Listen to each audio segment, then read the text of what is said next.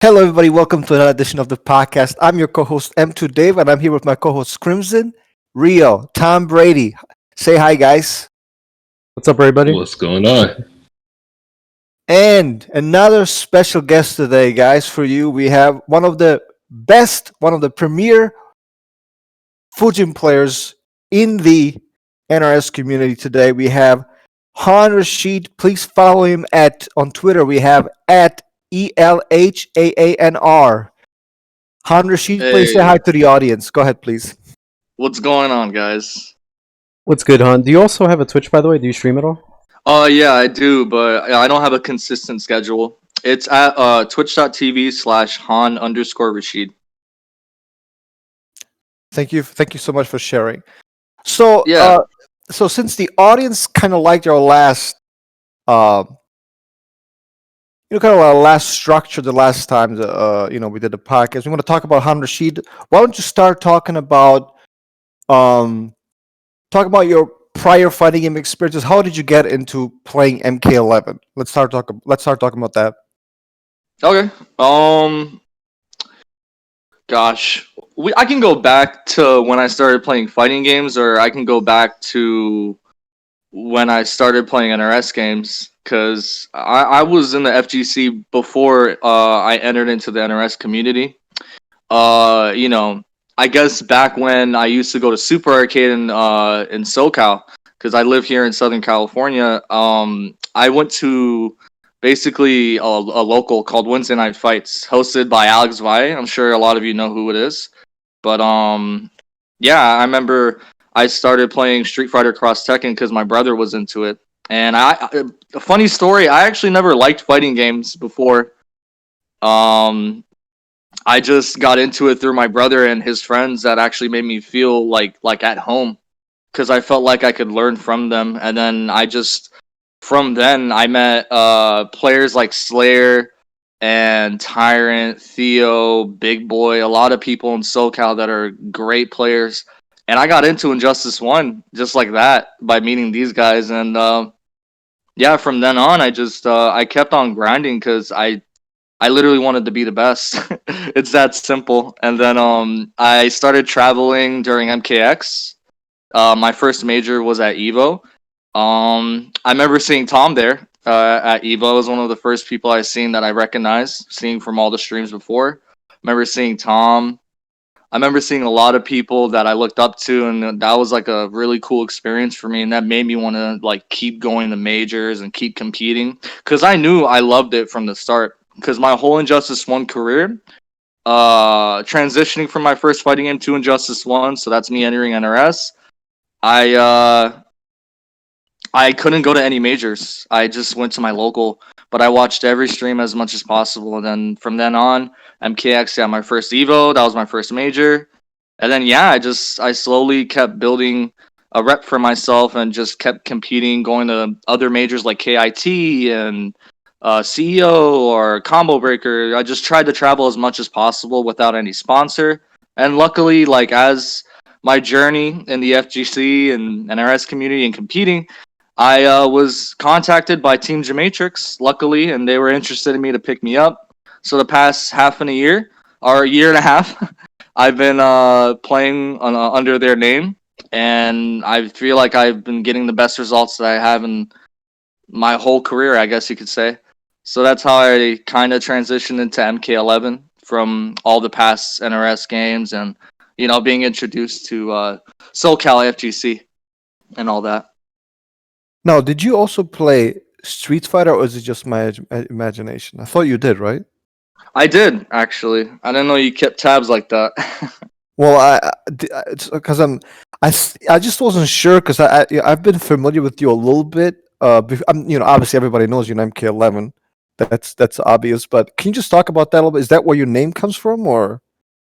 Oh, my name used to be Fighting King, actually. Oh my god, it was such a trash name. My brother gave it to me right when I entered my first Street Fighter Cross Tekken. Like not in my local tournament. It was like in the local area. It was at a GameWorks, right? So he was like, I don't know what to call you. Just call yourself this. I'm like, all right, Fighting King, cool. So I stuck with that until I found Han Rashid, and then I was still like, I was a kid, man, back then. I was like 13, 14 when I made names, and my online account was known as Hey It's Kool-Aid, and a lot of people know me from MKX with that name. And my name isn't inspired from Street Fighter at all, actually. I just I just like my nickname Han rather than my real government name Elhan. And yeah, I slapped on Rashid in my last name, and it just sounds cool. It does. I think. What was it? Fighting King is definitely the blandest name I've ever. I've I mean, ever it's not far from Forever King, you know. True. True. No, and at that time, I wasn't knowledgeable of Forever King, so that was funny. Yeah, what is it about NRS games that kind of kept you in and drew you in? Because when it comes to NRS games, at least Mortal Kombat, it seems like it's very polarized. Like some people either really like the games or they don't really care for it. And when it comes to the all the games from NRS to game, the whole community kind of shifts. Like there's a lot of faces with every new game that most likely don't return for the next game. And then we get a bunch of new people, so it's very sporadic in how the whole community changes. What is it about you that keeps you coming back to play these games? The community, man. Like I said, when I started, like that transition from my first fighting game to being introduced to NRS games in general, it was through Slayer and great players like Tyrant, Big Boy, and all of them. Like those players, like they just were good people, and I feel like there's a lot of people in the NRS community that have great hearts, and they look out for each other, and it's just like I don't it like the thing is I played multiple fighting games throughout my career, and I enjoy a lot of fighting games. Like I love Guilty Gear, and I love playing even just casually DBZ sometimes. But the reason why I stay with NRS is definitely the people.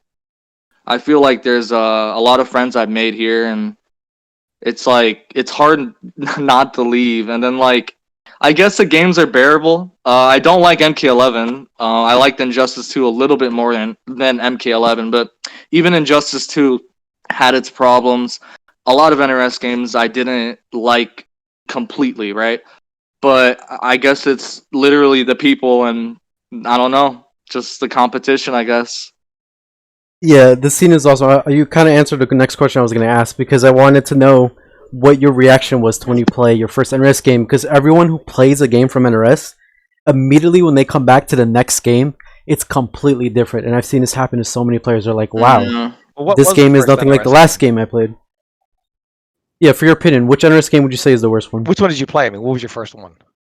I never started MK9. That's the thing. I wanted to. I went back and watched footage of tournaments. Like it's such a great like where NRS started. It was such a good game. I started in Justice 1, right? And I guess you could say I'm a seasoned player. So when you're saying that, Rio, when people come back and so they just stick around for the next cycle. They don't stick around for long.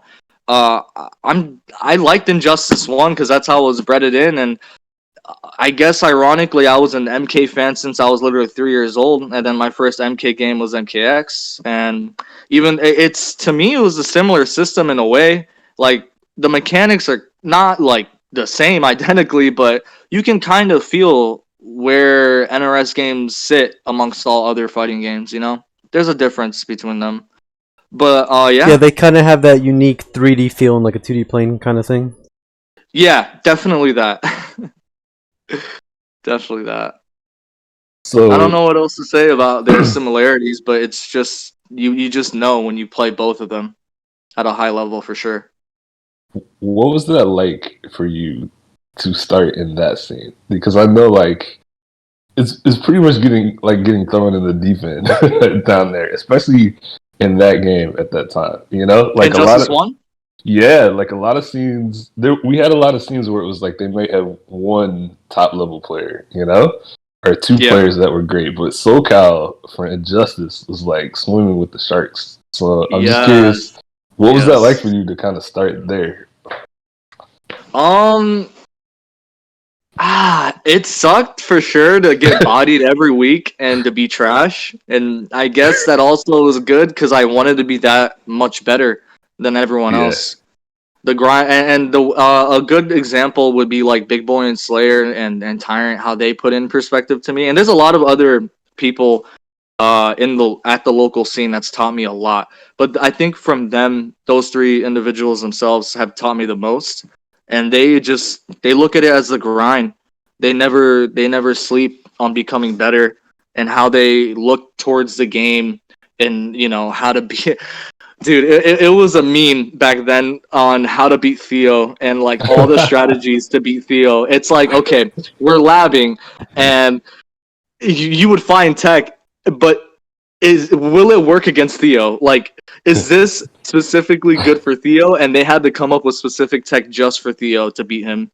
Like that specific type of thing is what I love. Is that it's not about the money, it's not about the fame. It's literally about telling the person next to you that you're better than them, and that's like the grind, basically. Can you talk about a little bit now, MK11 specifically, especially about your character usage? How did you end up on Fujin, and what did you start with initially? Um, how did I end up on Fujin? I think he's just like my archetype. Not to shade Hayate a bit, but we both main the characters. We both made Robin in Injustice 2, Oh, and now we both made Fujin. I mean, you could say that I'm a copycat, but trust me, we both had that same type of archetype of like footsie, high, fast-paced characters, and I guess that's like been my thing. Cause like in Injustice 1, I made Nightwing, and in a way, he's kind of like that. In a way, he could play him. I feel like you could play him a lot different than a lot of other characters. Actually, like not as much flowchart compared to some others, but yeah, just those type of characters are my archetype. And in MK11, I started with Liu Kang. In MKX, I main Predator throughout my whole year, and I had a Pocket Cassie sub, and everything else was trash. When the 2.5 year cycle ended, and then Injustice 2 a year and a half, and then people started coming back to MKX as well, and they quote unquote call them Necros. Those players, I was a Necro too. I played for a good year, and I came back only playing Liu Kang because I feel like Ninja Killer brought me back to playing the game in general, and I played Lou for fun back then, and seeing him do what he did, I was like, no way, this is possible. So once I labbed it, I'm like, this is addicting. Like Liu Kang is addicting to play, and that's how I transitioned to MK11 because he's really similar in my opinion from MKX to MK11. So that's how I transitioned. Yeah, I can kind of see the similar. So you would kind of describe yourself as maybe like an aggressive footsie type of rushdown player. Was that accurate? Yeah, pretty much. All right. Pretty much. Just no rushdown when it comes to command grab. Command grab characters aren't my cup of tea. Interesting. Well, if I may ask, do you guys have any other questions about his fighting and career like that before I maybe go into some of the more controversial topics? Tom? I Rio? have a question. He said, MK, I did a video about this, about the cycle and why I think we're a little more whatever now. But I have a question. I didn't really stick around much for Injustice 2. But I hear from so many people how it was so good and all this stuff, and Yeah. and you're telling me that a lot of people, most people, a year and a half in, they were ready to get back. As soon as they heard about MK11, that year and a half mark, they were like, you know what, we're done. We're going back to MKX. They didn't even want to stay Yeah. on Injustice 2. What was it about the game that it seemed like people were just looking? That only happens, in my opinion, if people are just waiting, saying, you know what, the minute we hear anything has changed, we're going back because we don't want to.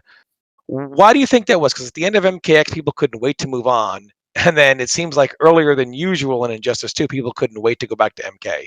What was it about Injustice 2 specifically? Because I hear so many things about how it was this great, perfect game, and yet so Mhm. many people left it so early in the cycle to go back to MKX. I think it's just the fact that the game isn't fun at a high level. I personally feel like playing some games casually can become more fun.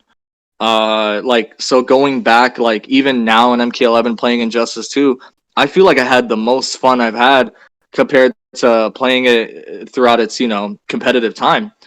I so actually like that game when you play casually, I feel like even in MKX, it's just funner. I don't know what it is, but like NRS games casually are more fun. But when you play it competitively, no matter what game it is, it's just not as fun. So the games that people were sweating for a good year and a half or two, I feel like they want to go back because they want to reminisce and they miss just the idea of the game, not the good, the positive things, of course, not like the 50-50 mix and all of that. They just they reminisce, so they want to go back to their mains, what and whatnot, and then there's Metagrown, so they stick around and they're like, oh, the game is still competitive. Let's see if it's fun still. And compared to Injustice and MKX, it's like it's up to you. A lot of people like Injustice. A lot of people like MK. For me, when it comes to like as a game, like competitively, I prefer Injustice 2. But for fun, I would say MK for sure. Like at the casual level, I would love to play MK more than Injustice.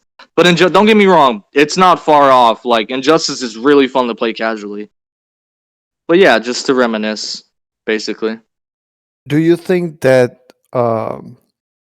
Why do you think that is? That you, at least from your perception, that the games are more, that NRS games are more fun at the casual level, and maybe not so much from, at the competitive level. Do you think it's Yeah. because NRS changes the game so frequently?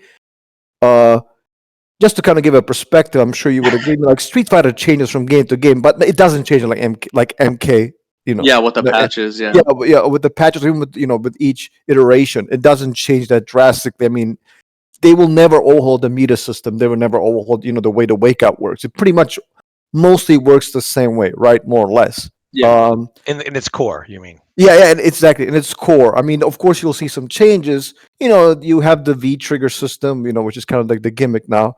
But for the most part, the games don't change that much. Do you think that's an issue, or maybe do you think that NRS caters to the casual audience a little bit more than Capcom and Namco do? What do you think the issue is from your perspective?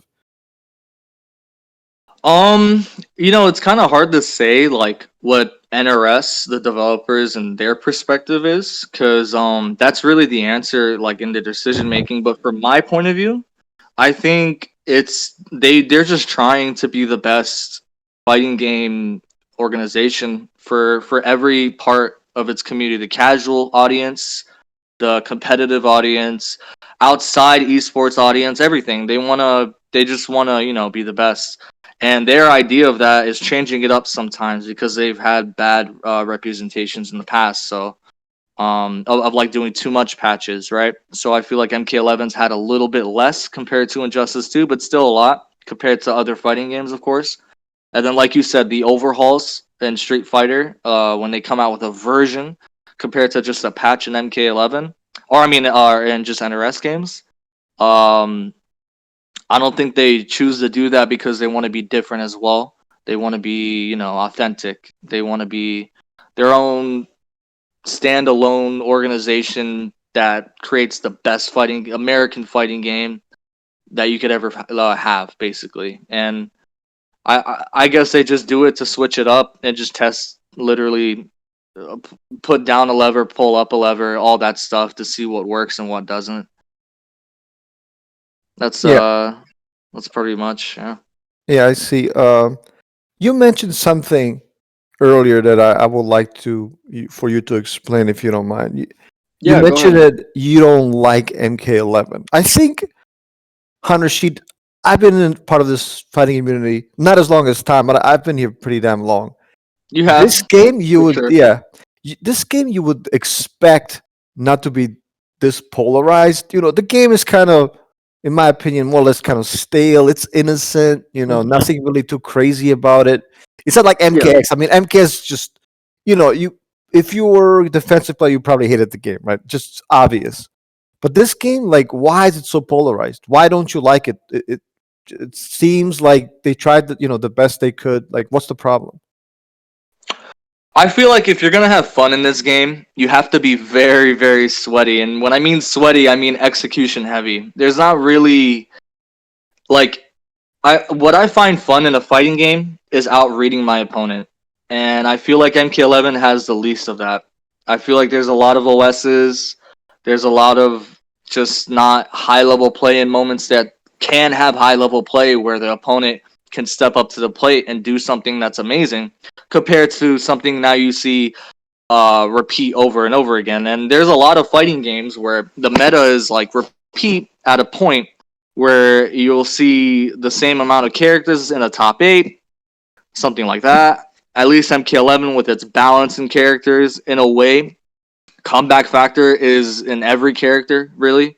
So it's like more of a thing. Another thing is that I don't have fun when my opponent, like I'm literally outplaying my opponent and they just come back 70% health off 2 hits, and it could be fucking Shao, an unviable character. It doesn't matter. Like, the game allows comebacks to happen, and in a way that's just, I don't know, man. It's so fucked up. That's what I wanted to ask then. Good. Go ahead and finish. I'm sorry.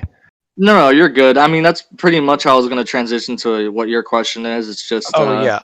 My yeah. question is, so we talk about, I'm glad you brought that up because in my opinion, the way I've seen the game, and you know, I think we all see the game differently in our own way.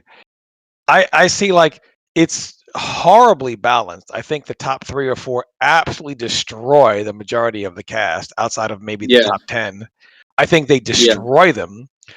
But it seems like there's always that level of balance because of artificial balancing mechanics. Like if you look at just the character's tools, minus crushing blows, 70-80% of the cast is complete garbage without fatal blow potential or crushing blow potential. What keeps them in the game is that there's always that crushing blow that can lead to this and that, and just like that, it's over. Or that bam, fatal a fatal blow, blow, and just like that, it's over, right? And then they make sure there's a degree of safety on this as well. Like, you know, crushing blows sometimes are,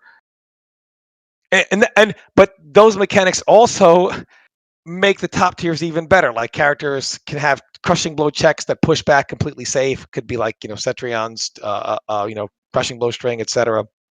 But in general, it feels like the balancing tool to keep this game in check. Like you can have Shao Kahn be completely trash, but even as trash as he is, he always has that puncher's chance because one whatever in the fatal blow or whatever that character is, one down 2 crushing blow or one whatever crushing blow, and no matter where you are on the tier list, right? It doesn't really matter, right? So would you say that that's kind of the balancing tool they wanted to use? That they took the comeback mechanics, and do you think it maybe kind of skewed their version of, oh, this character is okay? Because I think the best way to look at this game as far as balance is, what would the tier list be or the matchup scores be if you took out crushing blow and fatal blow? I think the top 3 characters would dominate even worse without the crushing blow or the fatal blow mechanic. I think then we would go from characters that have a small chance to 0 chance without those mechanics. So do you think the comeback mechanics are their balancing tool? And how do you feel about, instead of giving the characters tools, say, you know what, we gave them generic balancing tools, they'll be okay? Well, now when you put it like that, I never thought of it like that, Tom. It only makes sense that they would make crushing blows and fatal blows a balancing tool, because, you know, like you said, when you stand alone, the top 5, top 3, those characters dominate. I agree as well. Actually, I could say top 6, actually, maybe top 7, but those balancing mechanics were lacking, and the combo creativity might be related to that.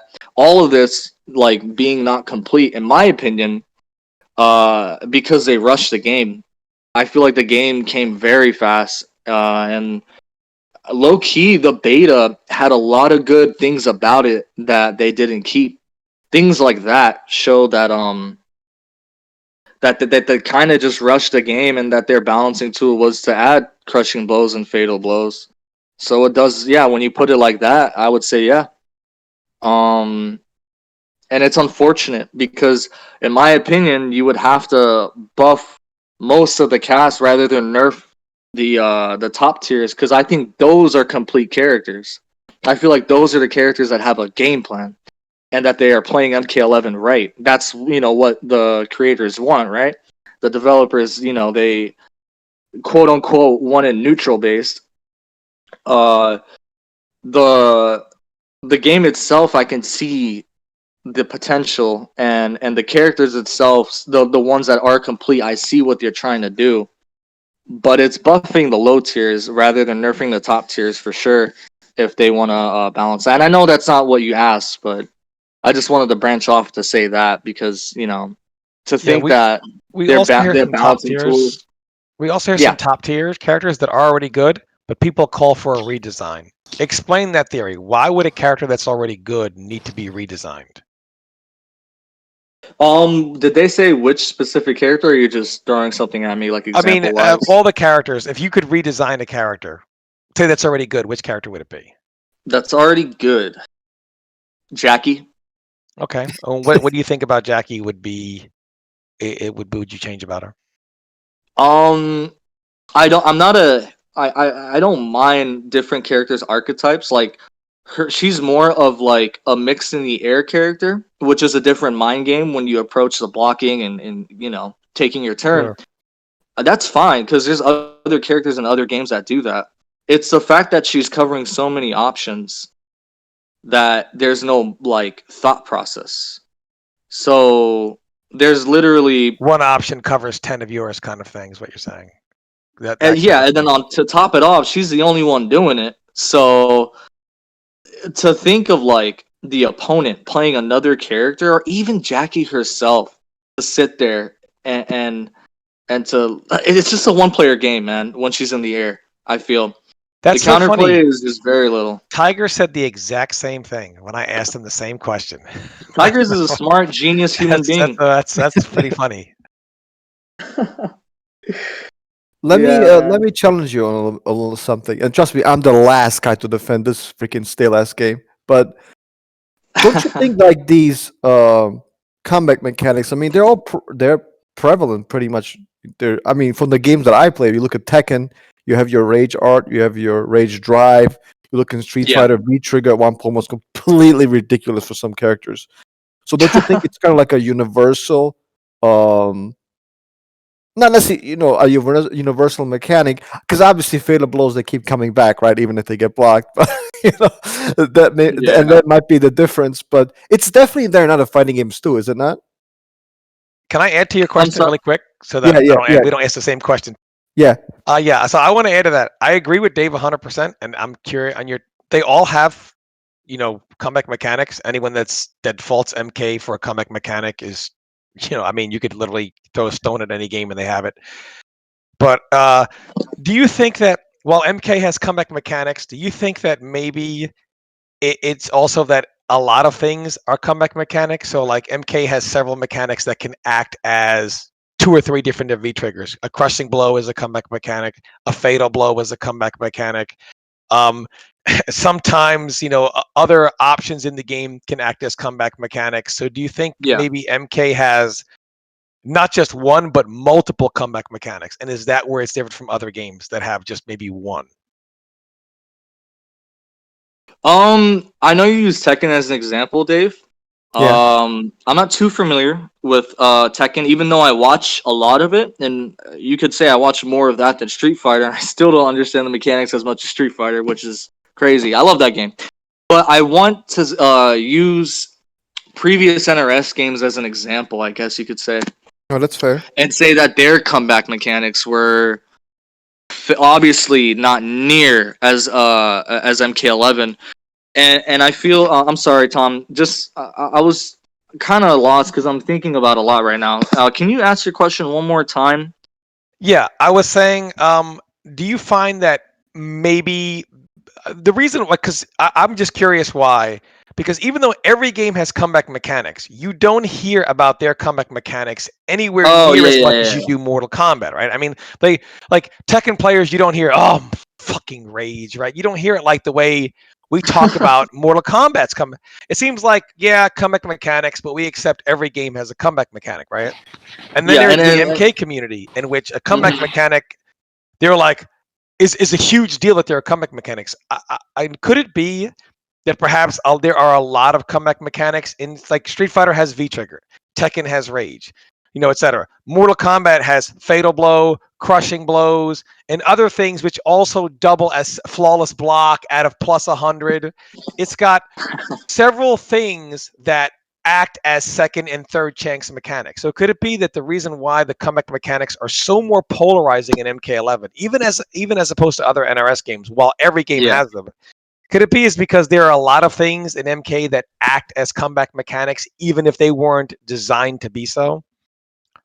I mean, yeah, I guess the comeback mechanics are really just crushing blows and fatal blows, and those alone, it's really the fact that they cover so many options rather than other comeback mechanics in other fighting games. Because when you hear about other fighting games, you don't hear their mechanic comebacks. You hear about the character and how good their comeback factor is, not the mechanics of the game.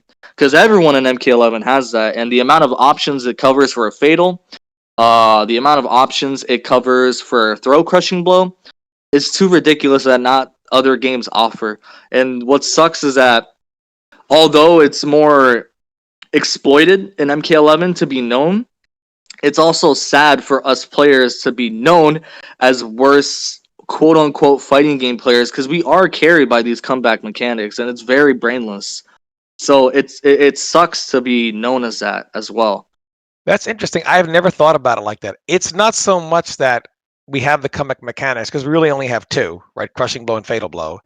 Yeah, but But it's the everyone fact, has it. yeah, you're saying that it's the fact that fatal blow will cover 10 different options, or so will crushing blow, right? And give a comeback. Whereas other games, the comeback mechanic is a More little more read based. specific to the character as opposed to the overall engine, and it doesn't Um, cover as many situations. Or I mean, yes. Correct. No. I mean, I use two different kind of points. I mean, the first point, it covers like in this game, yes, it covers the most options out of like most other comeback mechanics and other fighting games for sure, like Rage Art or V Trigger. But but if you're gonna talk about comeback mechanic, or the second point I wanted to get to, if you think about comeback mechanics in other games, you don't think about the mechanics of the game. You think about the character's comeback factor itself. So what they give the character and what others don't. And that's the different topic that we're talking about when it comes to MK11 because we're like the only game, I guess, that anybody can just come back. Any follow-up questions on that, Crimson and Rio, before we move on about comeback mechanics in general? Yeah, I want to touch on what Han Rashid said earlier about the crushing blows and fatal blows. Go ahead. Do you feel that since crushing blows and fatal blows are kind of an issue, do you feel that if NRS were to nerf those or maybe remove them, do you think it would make the game more exciting? A lot of people would enjoy the game more if they let's say next patch, right? They Yeah. get rid of crushing blows, they get rid of fatal blows. How do you think people would react? Do you think like people would all of a sudden have a lot more fun with the game? They would like playing a lot more because like you said, when you're playing right now, you have to kind of be sweaty, Like even if you're playing against a character like Scarlet or Baraka, Scarlet has fatal blow. Offer a 7-frame jab, 1-2-4 fatal blow. That's like almost half your life right there. You have to always keep your guard up. So do you feel that if NRS were to address these things, do you think that would kind of make it, people would be like, wow, MK11 now is a much better game? Well, you kind of touched on two different topics when you talked about the comeback factors with crushing blows and fatal blows, and then when you said to be sweaty, because sweaty is a little different. I think about the parry system, the flawless blocking system, and the amount of options that covers itself. That's a different topic, but that doesn't make a comeback, right? So the comebacks itself, I feel would actually, if they were taken out, yeah, I think the game would be surprisingly more fun. Or if they were to scale the crushing blows, it would be more fun for sure. Yeah, because what was mentioned earlier is a very interesting point. A lot of characters they're kind of always in the game because of crushing blows and fatal blows. Yep. Because whenever I'm thinking like the past NRS games where we didn't have mechanics like crushing blows, like Jade from MK9, you did something unsafe to Jade in that game, her biggest punish was 15%, like no one cared, right? But now in this game, because of mechanics like that, every character can put damage on the table, which kind of makes them, it makes it a lot scarier and sometimes stressful to play against. Yeah, for the most part, surprisingly, we still have those situations where the character diversity and punishing is ridiculous. Like some characters can't get like big boy punishes. So I'm It's curious. still a thing. I like that question by Rio. So do you think Han Rashid, and to anyone else on this right now, do you think maybe one of the reasons why some of the characters are so watered down is because maybe when a game is rushed to the extent MK11 was, because they tried to put so much in it in such a short time Yeah. period, that maybe they couldn't actually tell how viable a character was, because they're like, well, maybe they're crap, but I mean, they have this crushing blow and that crushing blow, and I mean, so maybe, because I think if they took all the crushing blows and that kind of the comeback mechanics out, that some of these characters wouldn't even really be a fighting game character anymore. That they would be, and NRS would have to say, okay, if now we would actually have to take a look and say, where does this character actually need help as a character, as opposed to where can we fudge the system to help them out, right? And they would actually have to directly help the character out. So do you think maybe one of the reasons why we have characters who are considered very watered down and need help, and all they all get is like 50 health here or whatever there? Do you Yeah. think maybe it's because with these comeback mechanics, it's hard to tell how much a character needs or how good or bad they are with the addition of the crushing blow on top of the fatal blow? Yeah. I just feel like what you touched on of watering down the game with rushing it and putting in these fatal blows and crushing blows, and that's a theory in itself, right? So I feel like going off that theory, they just didn't have time to put in too much character depth, and yeah, giving the characters the opportunity is their idea of balancing. Going back on that topic, yeah, I would agree personally that that they just rushed it. And I'm sorry, can you ask the question one more time, because No, you're it's fine. touching on So a lot of topics I want to right go now, and on I'm some more Rio jumping thing. everywhere. Yeah, but don't you think that if they just got rid of the crushing blows and fatal blows, that the community would put a little more pressure on NRS now to actually change some of the characters to Oh be yeah, competitive? Because yeah, if you took and those out, if you took the crushing blows and fatal blows out, I think for the first week we'd be like, oh wow, thank God, and then we would be like, this is the most boring game times 10 now, because then the top 3, top 7 would really dominate, and the rest of the cast would become considerably less playable. The thing is, You're if they looking get into rid the of future, crushing blows and fatal blows, they would have to give characters something in return to get rid of those options. Like, they could do what Mortal Kombat X did. yeah, They remove characters crushing blows, give everybody, a new combo starting routes, new launchers, maybe some new mix-ups, so that way they have a way to, get some damage easier. yeah, So, NRS, if they were to do that, they would have to really think about it, and they would have to put something in return. Because to do that, it would kind of do what Tom said. People would look at some of these characters and be like, well, what is Jade doing now? She has 0 crushing blows. Like, what is the threat? No really, fatal blow. She has like a That's one actually, time yeah. a 1 X-ray or something like that, right? Yeah, Something- so if NRS do that, they would have to give them some. They would have to give them either more combo launchers, maybe some 50-50s to some characters. They would have to add something to their game plans. Yeah. And when we get to that type of meta, if they actually were to take out fatal blows and crushing blows, yeah, they would get that. I mean, and they will never do that, because I don't think they're ones to do that. But that's what they fear if they were to do, is that they would have to do more work, a lot more work, because they don't want to put in depth into the characters that that they don't want to. They don't want to minus, like, take out something. I feel like the last time they did that was in Injustice 1. They took out something from a character. You guys can help me with that, but I can't remember exactly the time. They Oh, removed no. Scorpion Sorry. from the game.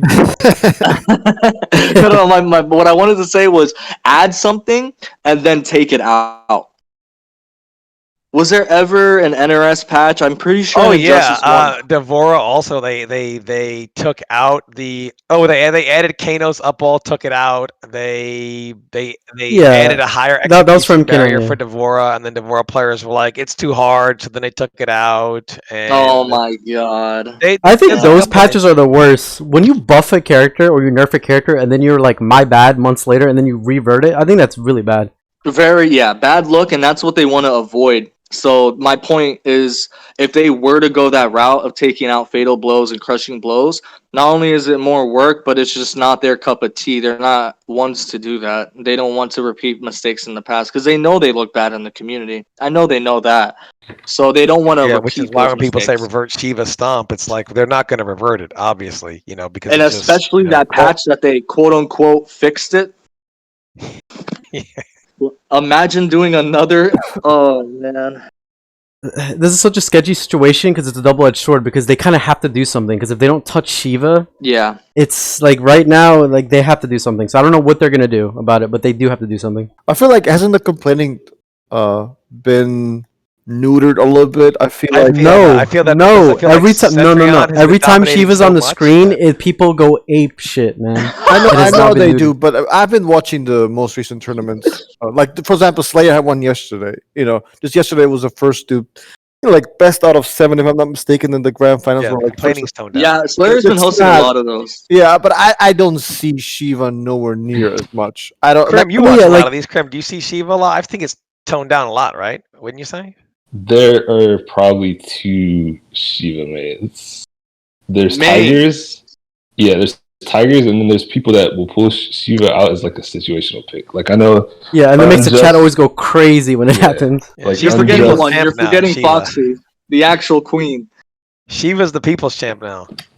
yeah, Like, there are guys my like God. Unjust that will pull Shiva out as like a situational pick, like in certain Yeah. matchups and stuff Shiva's like like that. break in case of emergency character. But I think Yup. I think players at a high level are more aware now that there are some pretty good options to counterpick Shiva directly, and so Yeah, it's not Cetrion, like Jackie Fujin, boys. That's yeah, it's, Actually, not even I just disagree. I disagree. yeah. But continue. Yeah, I was gonna say there's some characters that just in their move list somewhere is a hard counter to stomp, and so I think people figured out at a high level that it's not like a win button. It will definitely help you in certain matchups, but if you're playing top players who have a stable of, like 3 or 4 ults they can pull out, they're obviously gonna lab a character so that if you go to Shiva, they're gonna counterpick. You disagree with that, Han? Yes, I disagree. Even though there's been a lot of videos on Twitter, at least, to see like people break the code, break like the Shiva anti-stomp tech, right?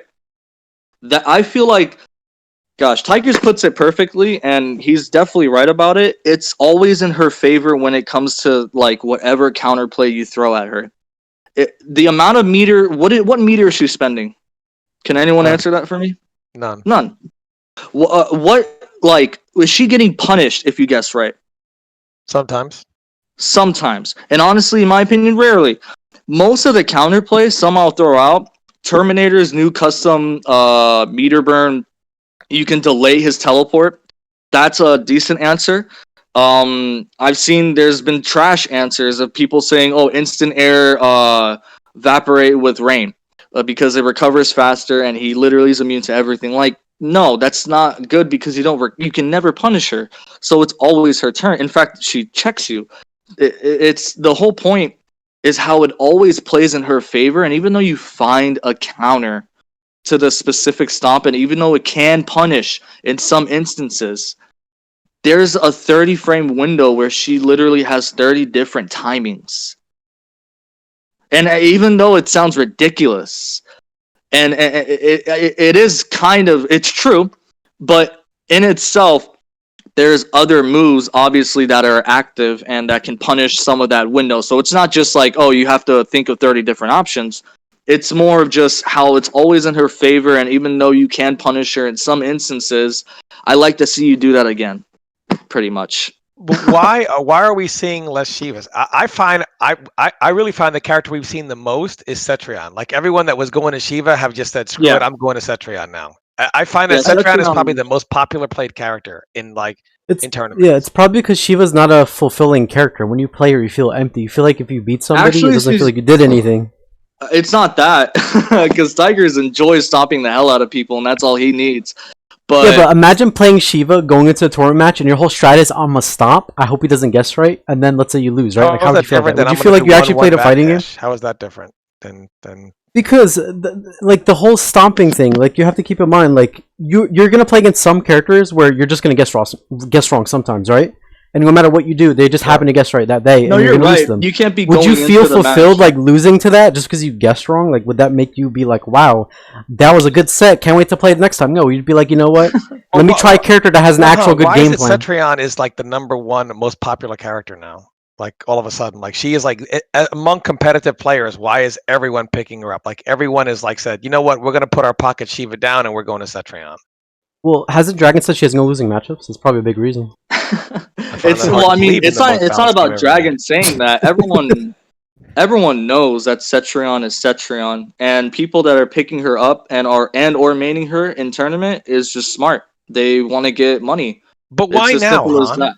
Why Why now? now? Why now? All of a sudden, after a year and a half, now Cetrion went from she's fine, only one player, blah blah blah. Now, oh my God, she doesn't lose any matchups. Someone's going to do something. Why did it take a year and a half? We've talked about this on stream before. You've brought it up that for a long time people were saying, it's not as bad as people say, and now she's still the same character. Now all of a sudden it's like, yeah, we probably missed the boat on that one. She doesn't lose to anybody. How does something like that go for a year and a half without being noticed?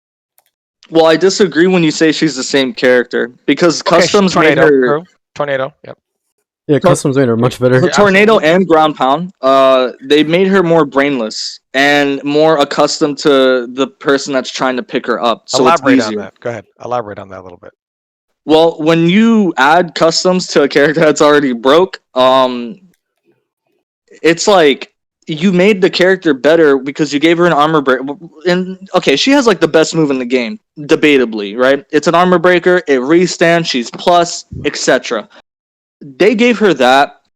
They also gave her ground pound, and it just adds on top of the mind games from zoning in general or her pressure in general. Because she was good before, correct? She was debatably top 3 before. Now, in my opinion, she is guaranteed top 2, and everyone's using her because it takes less effort. And when you have more examples of I guess you could say it's the domino effect. Once one player, or in this case 2 players, because Dragon wasn't enough, you're gonna start seeing just more Cetrions. Like it's more confirmed for them that this character is a good tournament character. It's a character that has won tournaments in the past, so it's doable. It's True. just literally checking off the boxes. It's knowing that you're making a good pick when switching the Cetrion. And I know in the beginning of the game, not everyone was excited for Cetrion, you know? So it's more just like the customs helping of making her a little bit brainless, more brain dead. And then when you slightly see it was Dragon at first, I could give some shout outs to Alexander the One, and I forget another Cetrion player in the Neutral beginning. is key, also another good one. Neutral's Key, correct. Neutral's Key is a very good one. But there was another player that also went to tournaments, and again, the only person that's putting up the results is Dragon, right? So this is why it's like, why aren't the other top players using her? And now you see Rewind, Unjust, a lot of people using Cetrion just to win, and it's because they see the customs helping, and then also the fact that there's more examples of her being successful and not where it's like Dragon is a genius and I have to be on that level to play her. It's confirming that anyone can do it. And I feel like when it was slowly showing where there was some Cetrion counter picks, like they would just pick up Cetrion to counter pick this character or whatever, I feel like other people pay attention to it, and then up to them, they take her to the lab and main her or use her as a counter pick. It's really just the example factor. What's so weird is I see Cetrion sometimes just teleporting out of nowhere, and people are like, "Oh, I wasn't ready for it." She probably has the most punishable teleport I've ever seen. and what's also weird is, so let me ask you this: what character would you say? Let's say Cetrion versus Terminator. What would you say that matchup is, for example?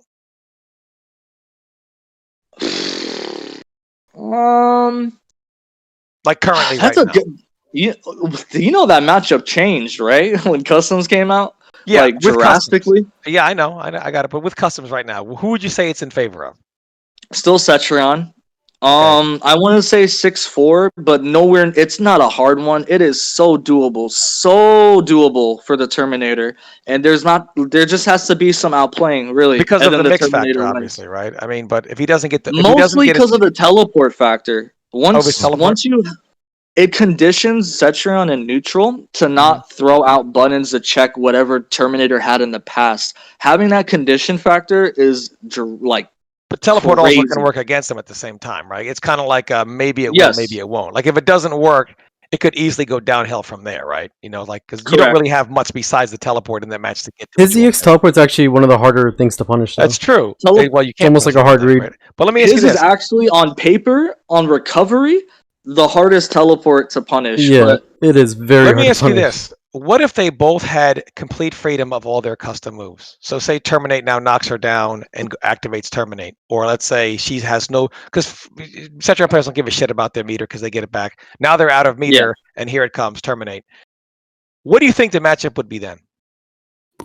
when Terminator's in, just basically? Tornado. Yeah, if he had use of all of his custom moves.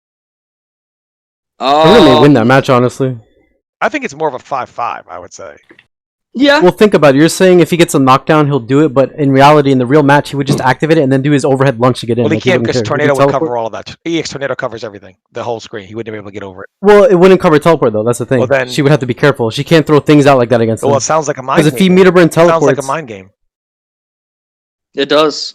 And I agree with Tom, it would become a 5-5. And it just shows you. So with all why the is that move customs banned? given- Why is it banned? And Cetria, what you're telling me is the most overpowered move in the game is just not only not banned, it's a one slot move and it does 30 different things. And yet other moves that are more complementary tools. And I know people are going to say, oh, but sure, he'll be able to compete with the top tiers better, but he'll slaughter everyone else. That's what the top tiers already do to you. Their tools allow them to compete with themselves better, but make no mistake, they crush all of you. So Tell him, Tom.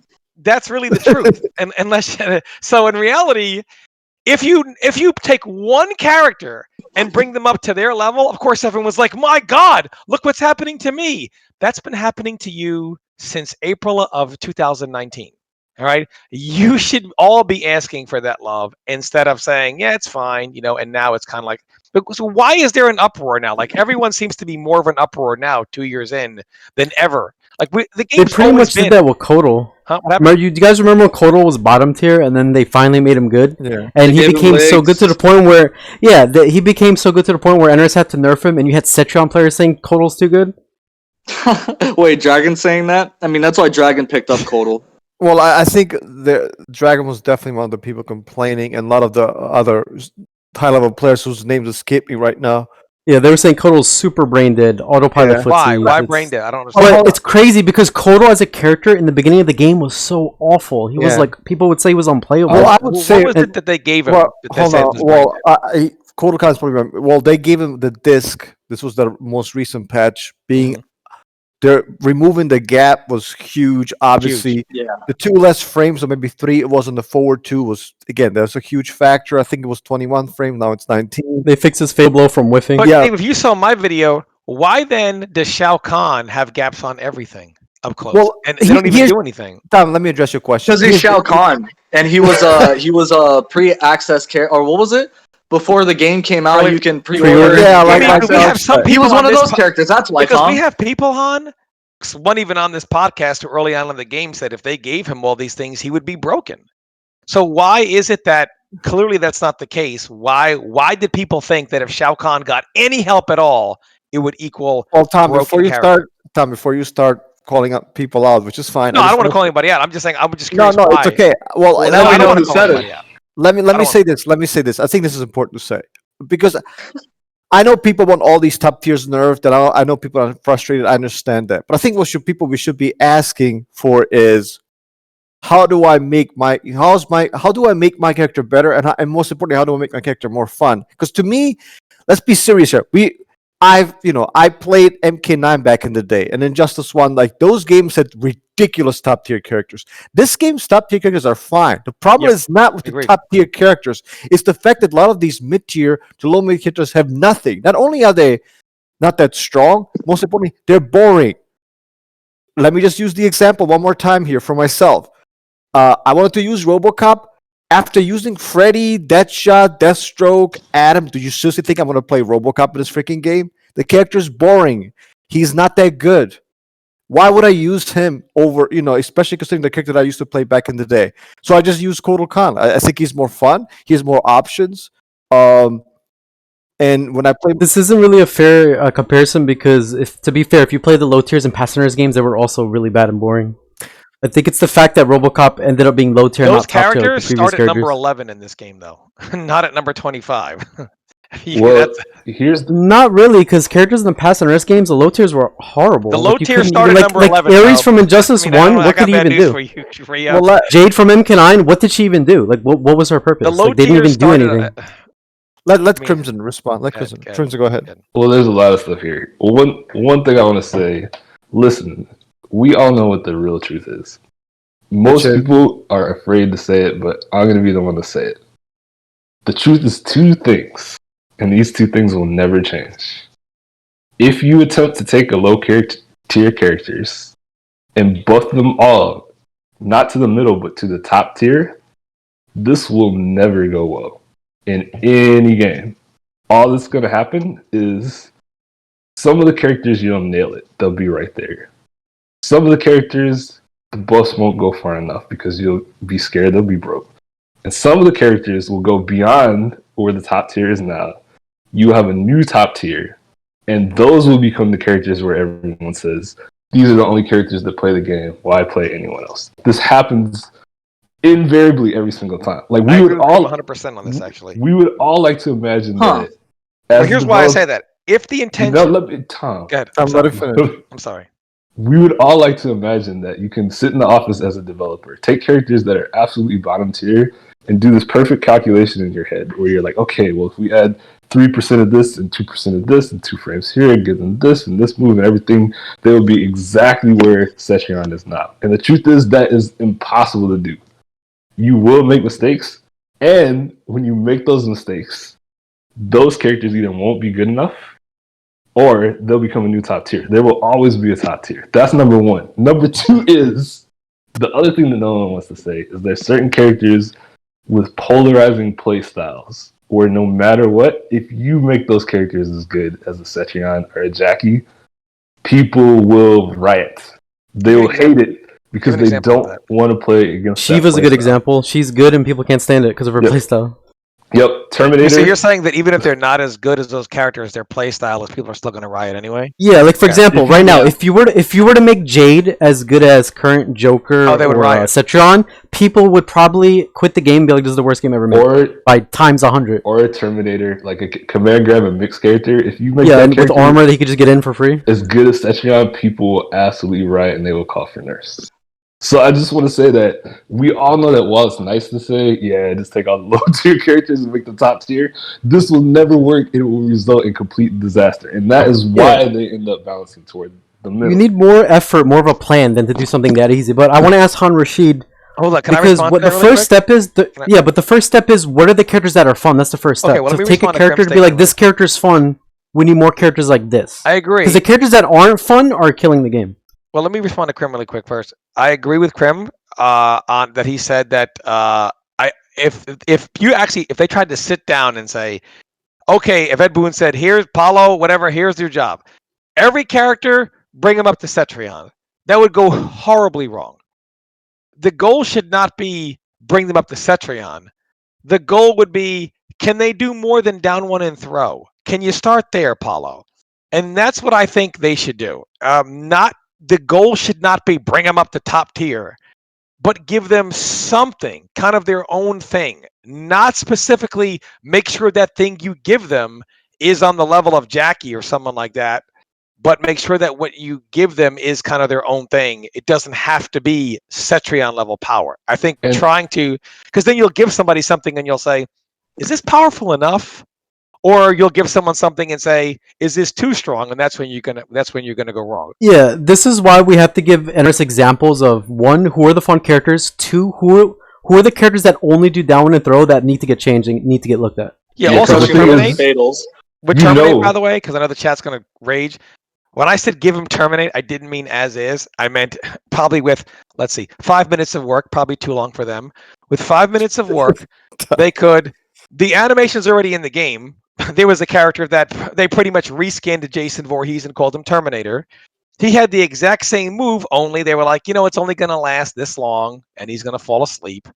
They could take Terminate, make him cost 1 bar of defense, 2 bars of offense, so that he can't reloop it after it's out. Have it last half the time. Oh, and by the way, when it's done, his finish him animation, the deactivation animation, have him deactivate for 3 seconds, open for a full combo. That would probably take, I would probably say, less than half a day to do. But that's half a day too much. So that's what I mean by give him that. Well, because here's the thing. This is the other thing no one wants to say, but that we all know is true. It's that all of this is based on how good the character is. It's not based on how fun they are to play. It's not based on do they have the tools. It's how good they are, right? If we take two characters... How good is Shao Kahn? If we take two characters and we both give them an ability that's special, something that makes them super unique, where they're doing something that's different than everyone else, right?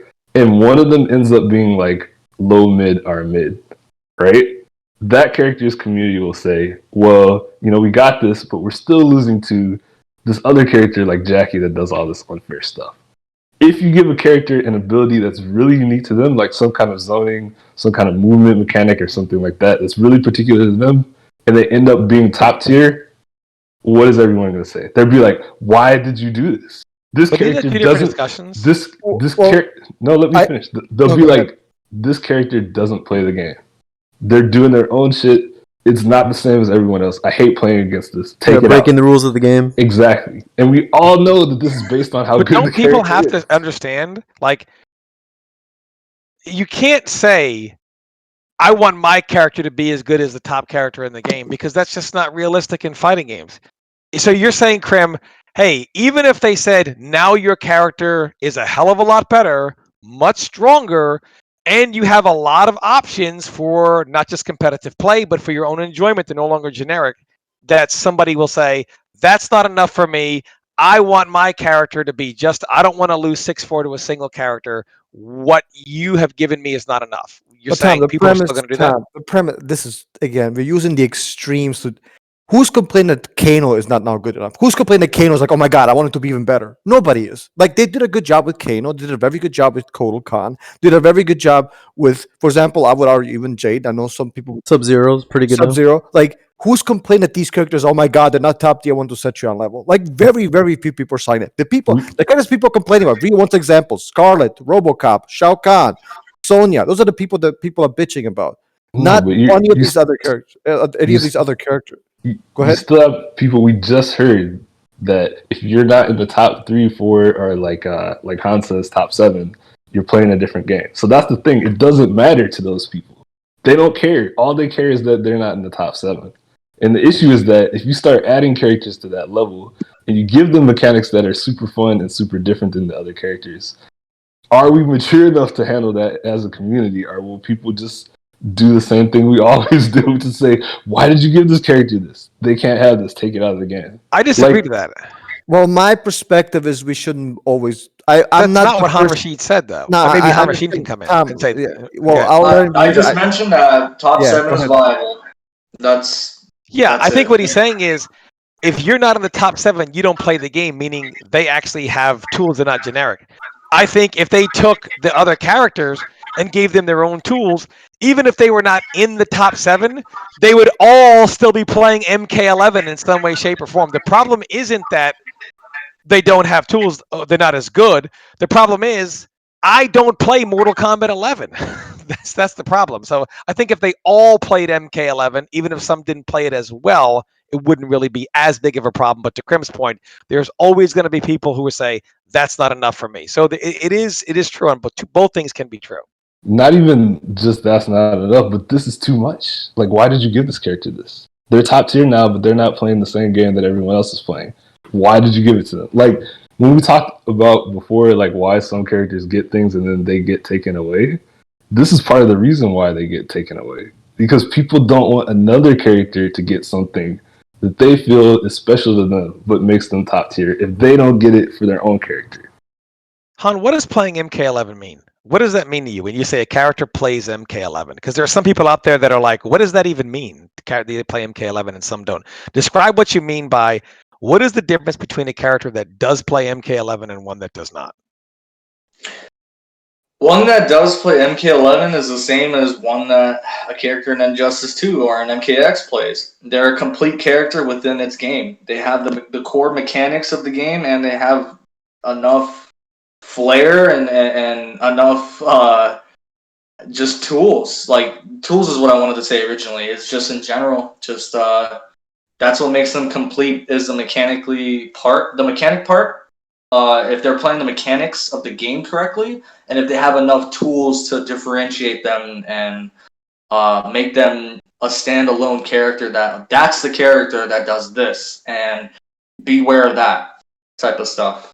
That's what makes a complete character. A non-complete character is one that doesn't have as much tools as the ones that are complete, and that they aren't playing the game's meta at what it's at right now. They're behind. They can't keep up with some of the things. They literally, their meta in those areas that characters have tools is block. Mostly, that's what the answer is. What do you mean by that? I mean, like, what do you mean by how many characters would you say, first of all, don't play the meta? Well, Tom, I was just gonna. Well, perfect. I'm just gonna name some characters, and you tell me. I think we all want specific. I'm gonna make some characters. You tell me complete or non-complete. Is that okay? Yeah. Let's start with your main character, Fujin. Complete or incomplete? Over complete. How about let's say Sindel? Sadly complete, but in my opinion, needs a rework and just a whole character design. How about Sub-Zero? Some redesign would be nice, but definitely complete. Definitely complete. Yeah, I would agree. How about? Go ahead, Crimson. No, Crimson, you go ahead. Yeah, what about Spawn?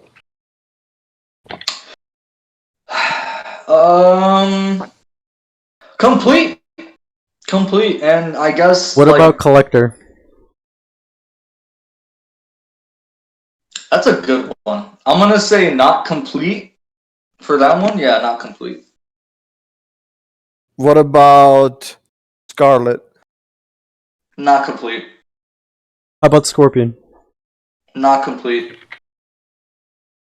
Let's go. Okay, how about Kitana? Not complete.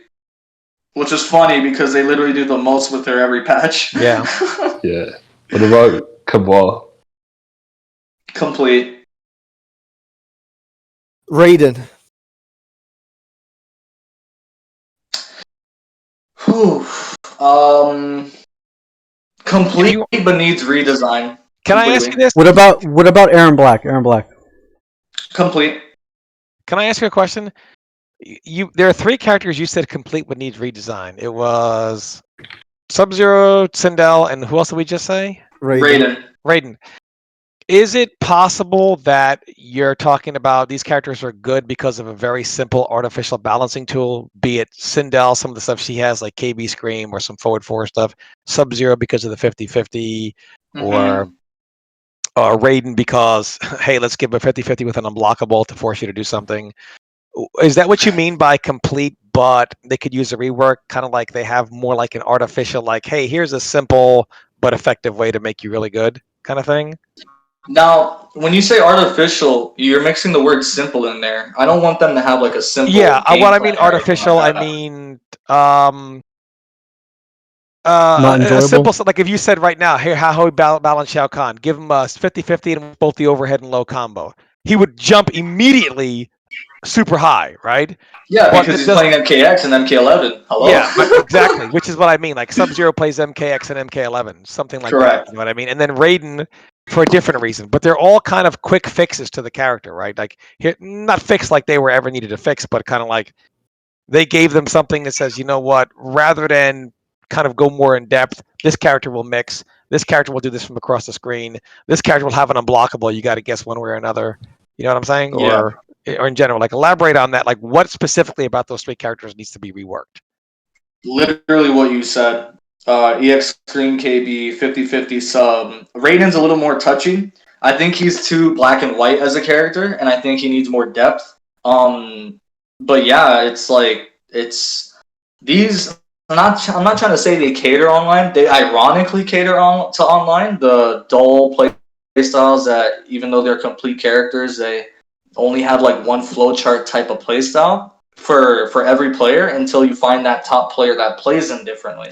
So a complete character, I guess, also means that they can be played in more than different ways. That doesn't necessarily mean what a complete character is, but I feel like in this case for MK11, Your tools give them freedom to have different ways of playing. Exactly. The tools are not bound to this tool can only be used one way. That tool can be used in this manner or that manner, etc. Right? I mean, I guess is that what you're saying? Correct.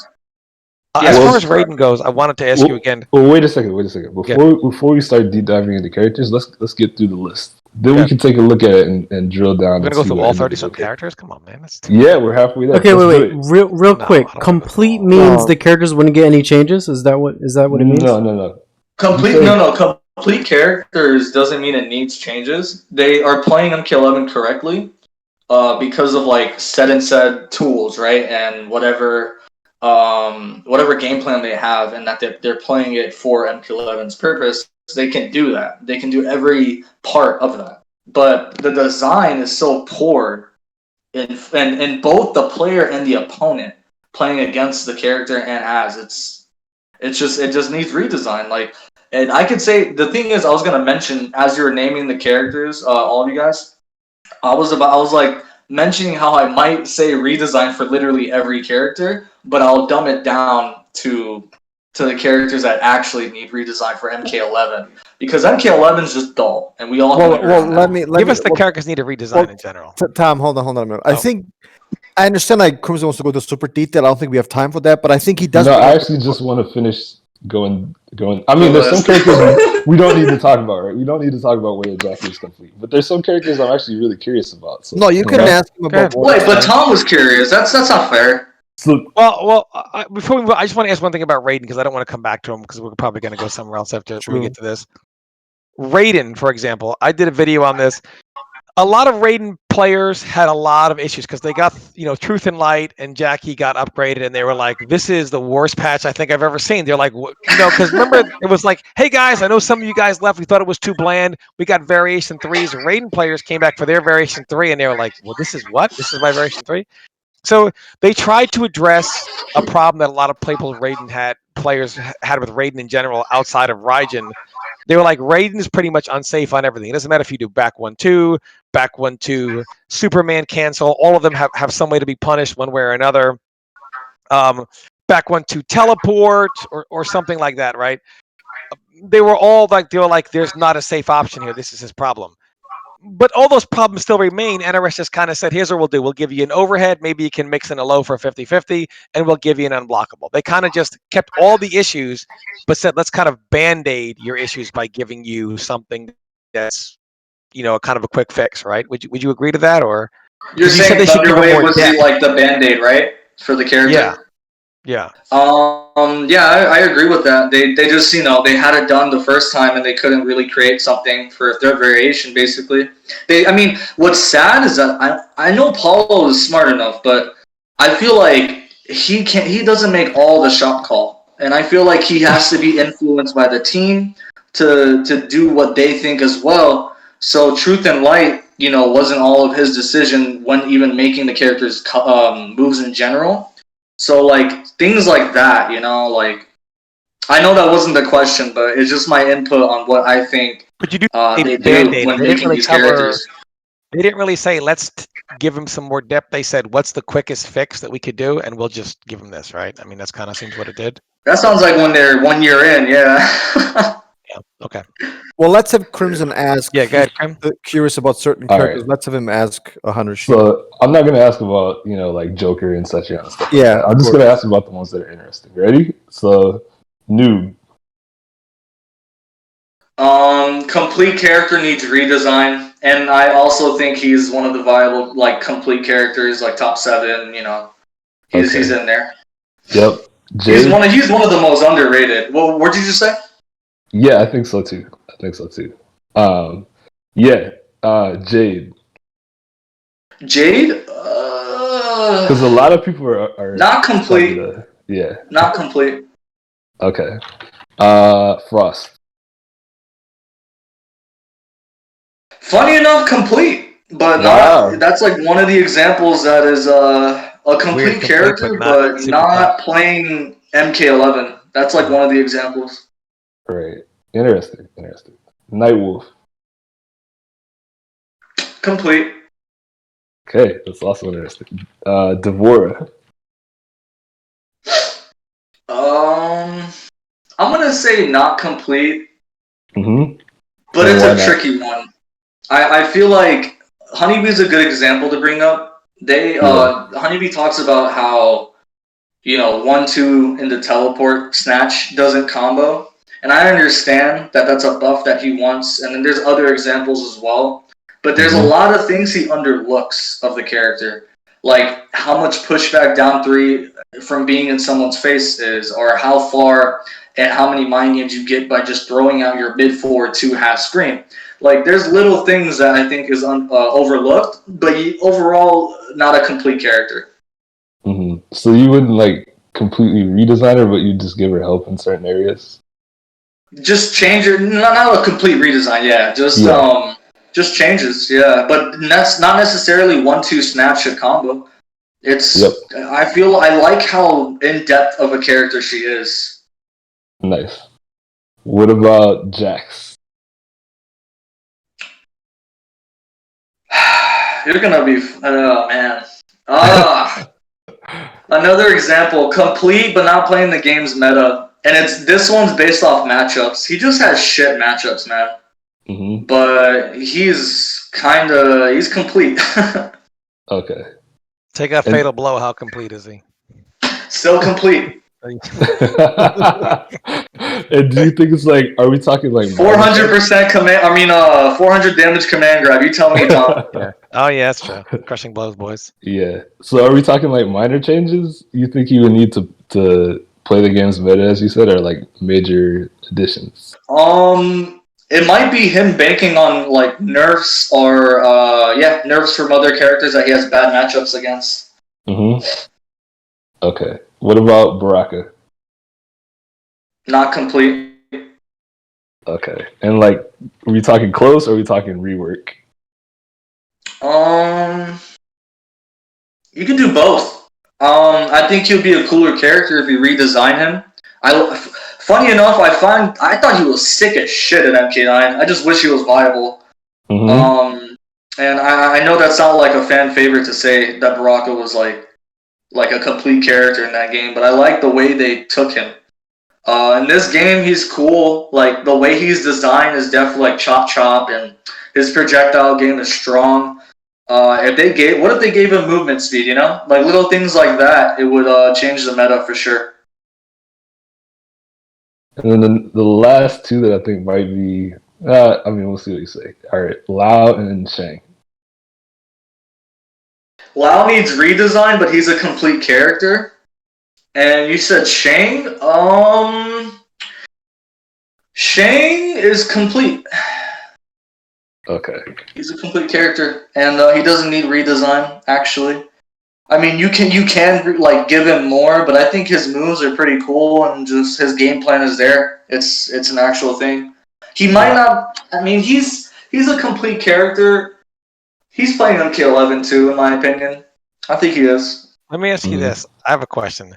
What is the actual reason people cannot stand playing Sub-Zero? Fighting against them. I hear all the time, a money match, unless you're playing Sub-Zero, Terminator, or they'll name like 5 characters, right? Right? And they're like, unless it's tournament, I don't want to waste them. I'm not about to play. What is it about Sub-Zero that people cannot stand fighting him? Like, what makes people so mad about it when they lose to Sub-Zero? Well, the slide, deep freeze, and 50-50. Those 3 things. Yeah, but who's doing that and who's actually playing Sub-Zero? So it's really the players behind Sub-Zero that are that people don't want to play. But I mean, in general, as a character, what about him in general? Like, what would you change about him if you could? Like, he's already top. If you to say, you know what would I rework? You said redesign. I'm just curious. Shit. If we hear people say slide shouldn't be whatever, his regular ice ball shouldn't freeze anymore, or 50, whatever it is, like, what changes? What do you think? What do you mean by a redesign? See, Tom, I played Sub-Zero for a minute. He was just a character I always played. Yeah, you played him in X. In my opinion, you can go either way. You with like, if you were to redesign his mix, is what I meant. Well, for example, if you to take the character and say, here's how Han Rashid would redesign him. All right. Take away his 50-50, give him back clone. Keep slide. They would literally hang you tomorrow. They would hang you tomorrow. No, give him clone. Give him clone. String him up. Crim, this will be like the old rest. Get a rope. String him up. Nah, let him finish. Let him plead his case. All right, go ahead. Let me. The thumbnail is just fucking me being. Oh my god. Han, let me give you an example of what Tom wants, which, by the way, I agree 100%. I think like forward 2 should be a mid. It should obviously be sped up to like, whatever, 13, 14 frames. And then you would have like the ice bottle be a much better tool. It should be blockable, but you should kind of act like a quote unquote inferior ice clone in this game, because obviously the gameplay is different than MK9. So, which is, there's no armor anymore. Power zoners are. Yeah, no, heavy zoning is pretty, full screen zoning is pretty bad in this game. So I think if you added that, again, I'm not saying people would be happy playing him, but that's like the Sub-Zero that I'm used to playing and that I'm used to seeing. It goes away from this nonsensical 50-50 artificial balance that they're doing to the Sub-Zero that I think he would add.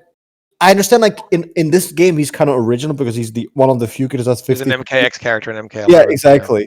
But I think people would kind of want to see, at least some people, maybe the traditional Sub-Zero players, they want to see a more defensive Sub-Zero play a defensive gameplay style. I understand, like, people like Jukes wouldn't like that, but that's too bad. Well, go ahead, Han. What would you do? Let's let Han hear his ideas. You said give him clone. Yeah, in there.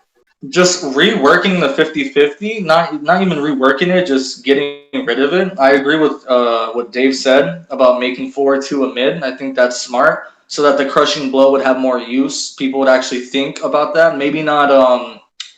Maybe make 4-2 and the EX Ice Ball not a thing. Like EX Ice Ball is really strong in my opinion, and if you were to give him clone, it would you'd have to change. You have to rework EX Ice Ball in my opinion. Yeah, I wouldn't give him clone.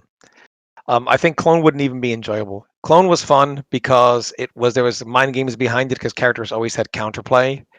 In a game where pretty much if he got it out, you wouldn't do anything about it. It just becomes another Cetrion 1/1 tornado. Like, just do whatever. It takes. I disagree with that. I disagree with that, Tom. Because there are characters that can still answer against clone. Yeah, a few. There's characters with extended normals with no hurt boxes. There's characters that have like. Go ahead. It depends on what clone you gave him, because if you gave him the MK9 clone, he would just block those hurt boxes and they would just get frozen on retraction. So I'm talking about MKX. That clone probably should never come back, because that clone was the worst thing I've ever seen. What? Yeah, it wasn't as good as the 9-1. It was very simple. It was get it out, break it by zoning, which. Oh yeah, I mean, it was just basically there to be a statue, to be a damage multiplier in the corner off of a mech. Would you say without clone in MKX, he would be an incomplete character? Without clone, he would be terrible. But even if he had the clone he had in MKX, without his 50-50, he would not be very good. Because then he would have a clone that was vastly inferior to his old clone, and he wouldn't have the mix to go hand in hand with it.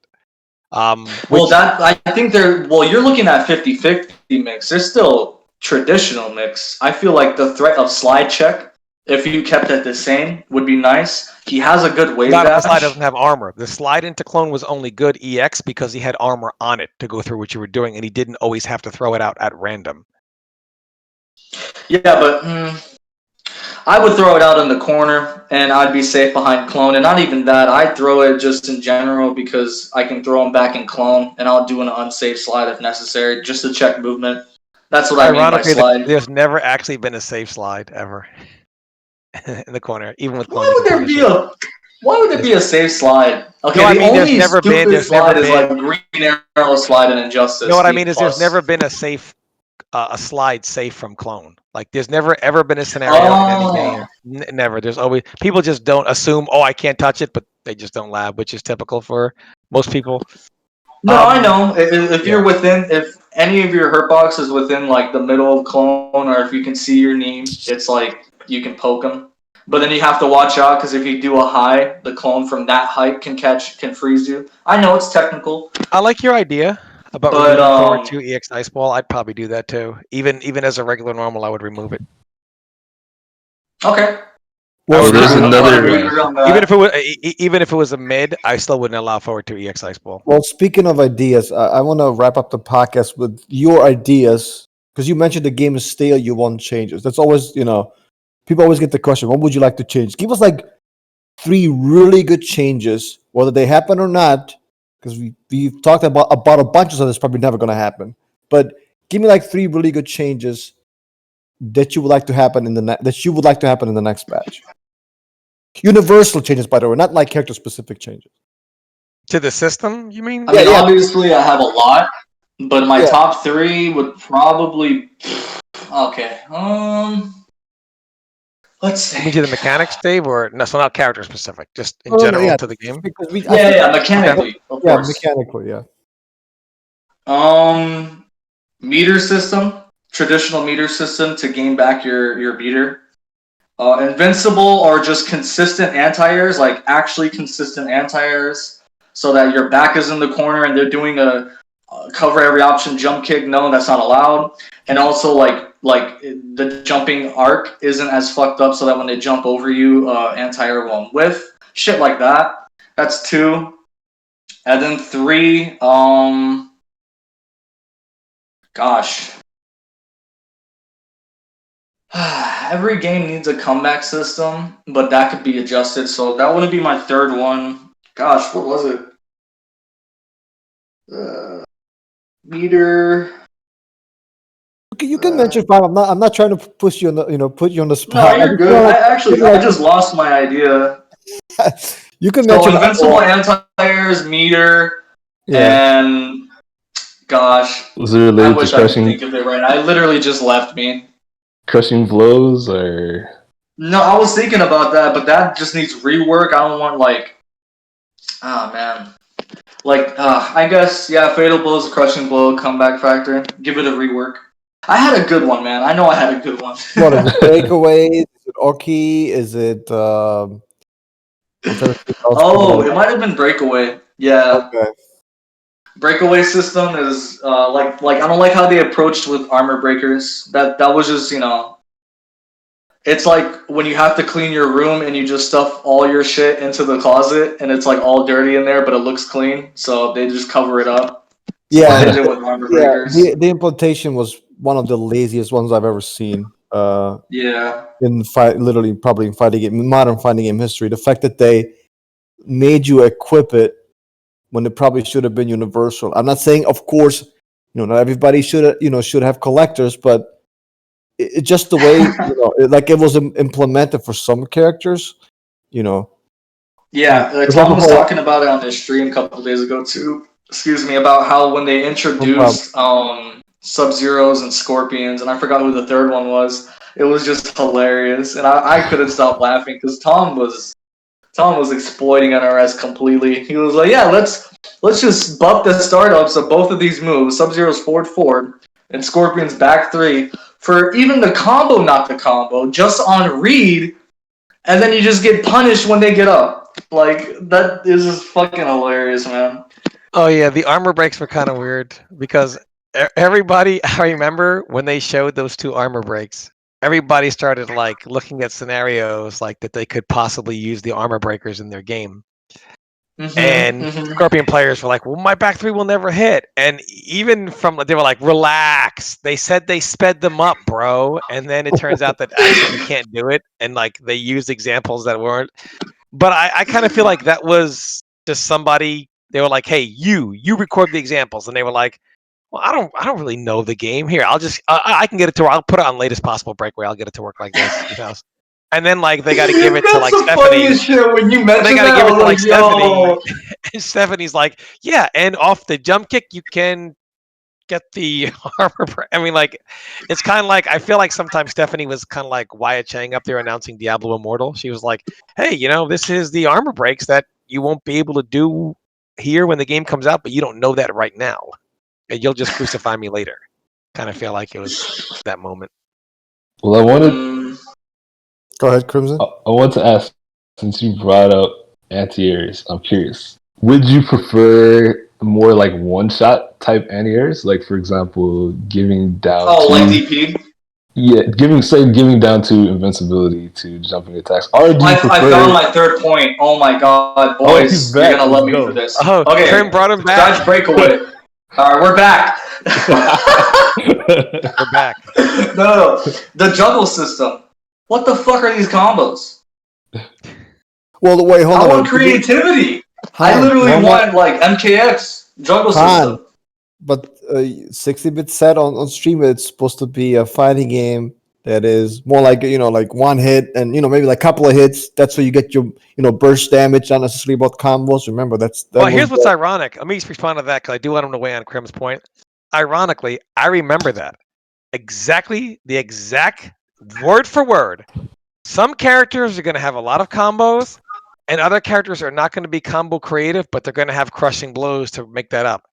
Then the game comes out and there's Geras, who does 1,000,000% via juggles and 1,000,000% via 6 easy crushing blows. So literally, it took them exactly 24 hours to look like complete idiots with that statement right there. So that didn't go over very well in general. And then there's Sonya, who I guess for some reason she just needs less health, and because they forgot to update her, because God knows updating the game might take 5 minutes of work. But to get back on Krim's point of the anti-air, one shot or the somewhat the invincible frame to jumping at some point uppercut. Yeah, like, do you prefer more of a one-shot thing or more of like what we've had sometimes in the past where like a jab basically has so much priority that you can full combo anyone instantly if you see it coming and you make the read?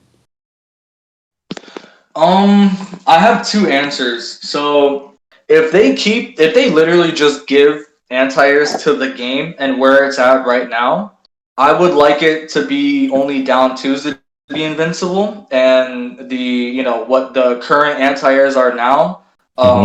Like any stand one jab into a combo would be as is, just not, it wouldn't have priority in most situations like usual. But if they were to change the game to where they balance the damage and crushing blows and whatnot, and maybe even some top tiers, I would change it to where it would just be, you know, the stand one to be universal and you would be able to juggle. But the game would have to be fixed for it to be privileged like that, because that is just... Go ahead. No, I'm surprised you mentioned priority jabs. You and Krim both said that. And I hear people say this, and that's never been true. The reason why, ironically, the closest explanation to being the truth was actually dragons. Why this happens?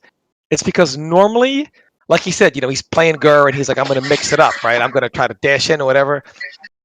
An anti-air is a lot different than most things, because even when you read the anti-air, it's not like an interrupt. I read, you're going to stagger, so I don't see it, but I'm going to put my move on the screen, right? You can read a jump is coming, but you still have to wait until you see it, right? So the problem is, even more so online, you're not going to react to the jump until they're about halfway up, right? So you don't actually react to the jump until they're already at the halfway point of their arc and they're about to start descending. Well, the problem is you have some anti-airs like Liu Kang, their kick is going to go straight across. Or Cabal, his kick doesn't go straight down, but it's at a kind of like an angle, but not a sharp angle. The kicks that have sharp angles, you're looking at 6 and 7 frame attacks, 8 frame attacks. The second you visibly confirm where they are in the air, they're already hitting that button. That kick's on the way out. That kick is immediately going to go from where they are at the halfway point and reach right where you are. So there's no possible way you're going to extend your 7 or 8 frame jab and get it out in time to be active. The reason why someone like Frost will down 3 things that nobody can jab is because Just because she's by low doing profile. by doing her down 3, she's actually getting the move active. So it's not that jump kicks have any more priority. It's that they're done in a way that most of them, you can't possibly get a move out that's active fast enough, because the jumping, unlike anything else, requires a read and then visual confirmation.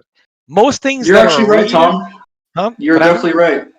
No, you're right. I'm wrong about what I looked at for the second option. It's never I think been it's like Well, reworking the jump kicks and I the just rope jump ins. Yeah, I just want to clarify. I don't mean like a hard priority system where like you have this attack always beats this attack. But what people mean usually in NRS when they talk about priority with anti-airs is it's a combination of the hitbox on the move, the hurt box, right? Which they actually remember they made that change in MKX where they actually separated them by like a frame or a couple of frames and stuff didn't like help. that.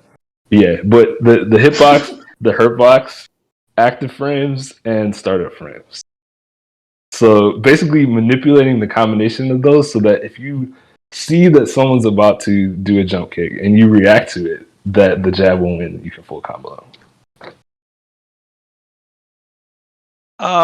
I have one Still, last question about the I was jumping. just gonna chime in on what you were saying, Oh yeah, go ahead, Tom. please, Yeah, yeah, please, yeah. please. Go ahead. I didn't know if you were done. Uh, Go ahead, please. No. I mean, what Crimson said, I was just saying, like, well, what Tom was saying is that you're saying, okay, Tom was saying that the move's not being active in general. It's the jump kicks that have those, like let's use Kung Lao as an example. That type of jump in, it's not going to let you be active even if they were a priority stand 1 because they're in your face at that time, right? Yeah, So they would have to say the only way to do that would have to say if you have like a 7 frame stand jab, they would have to say even when the jab is not active yet, on maybe like frame 4 or 5, invincibility kicks in and lasts through its active frames, and that's just not a good, because then that would also, that's just not a good anti-air system. Something like that. yeah, Yeah, they're that not going makes to give sense. jabs like hard invincibility to jump ins for sure. Yeah. But they So are what able you're to. saying, Tom, is that reworking the jump ins would be the better answer. Yeah, I think in MKX they didn't. The problem with MKX is people were so fed up after the what I call the end of MKX, which is that last Evo where everybody's watching a hype set. I mean everybody was super hype. Sonic Fox versus Tekken Master.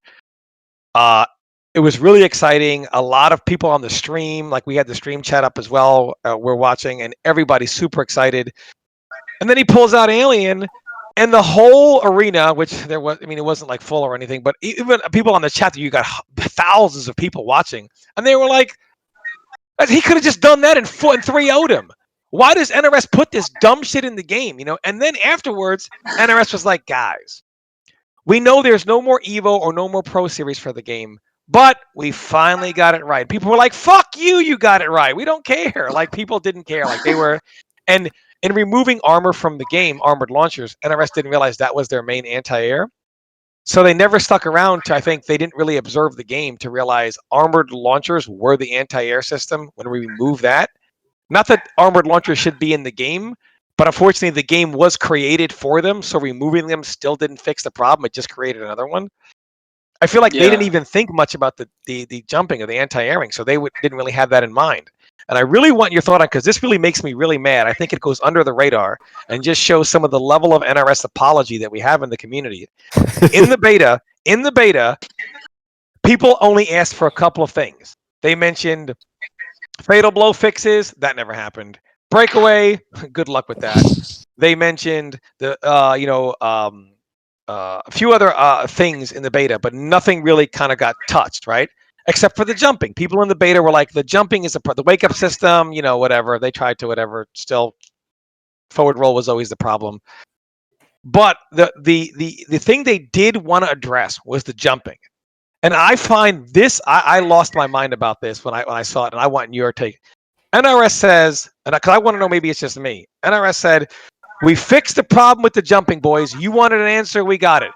Now, when you flawless block a jump in, it was the jump punches were never the issue. So saying they can't go into stuff with jump punch, the jump punches are I never know a what you're problem. about to say. Oh Yeah. my Oh, god. almost Yes, I every already jump punch agree in the with game you. outside of like Cabal and Devora, almost every jump punch in the game is pretty easy to anti-air. Outside of those two, and we know why, because there's no collision on it. That's nothing new in any fighting game. That's just how some characters are. But they said the jump kicks, especially, they wanted to address. This is their words.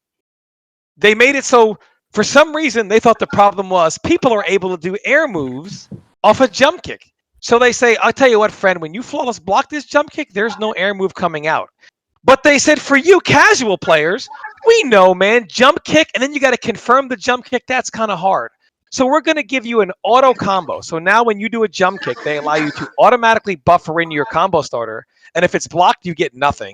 Nothing comes out. And if it hits, you get the automatic combo, which we agree does benefit the player a little bit, or the casual, because they no longer have to confirm.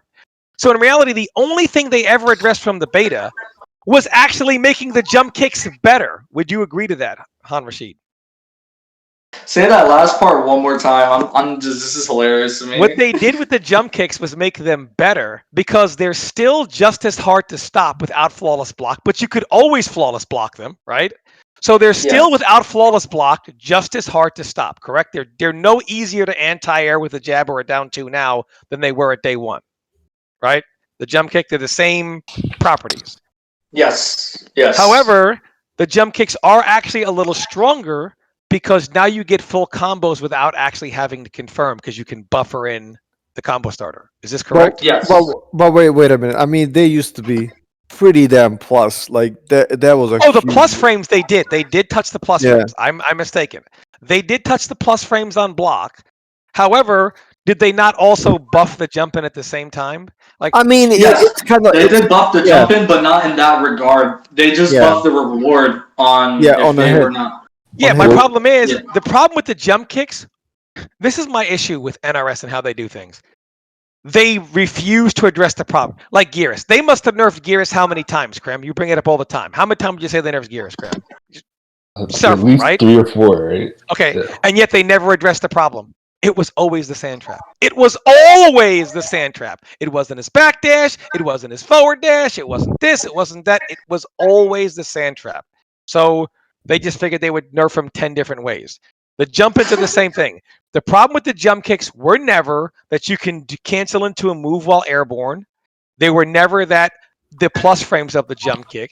The problem with the jump kick was always that you couldn't stop somebody from ramming it down your throat more times than not. And that's what they didn't address. So, So in MKX, I think their original thought was, okay, the problem is when you see them jump kicking, you can't reach them with your attack, right? Like the disparity between the hitbox and the hurtbox means that even if you see it coming and you react to it, chances are their hurtbox is going to win. So I think the first thing they did was to actually make the hurtboxes larger than they were.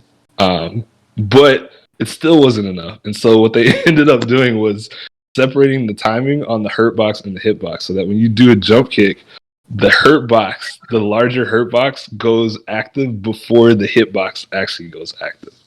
So you could just punish it before it's even active? Yeah, like their hurtbox, their On the increased same hurtbox. frame that it becomes active. yeah, but the problem is Yeah. you can't get your active frames out fast enough now.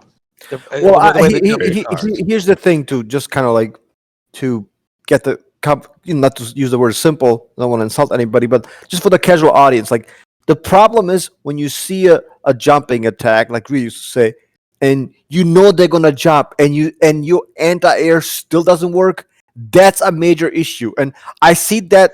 I still see like some of it, a little bit. But of that it. was always the problem, right? From day one of MK11, can we agree that was always the problem? Well, yes. That was, I mean, yeah. that is, yeah. Okay, is that still a problem?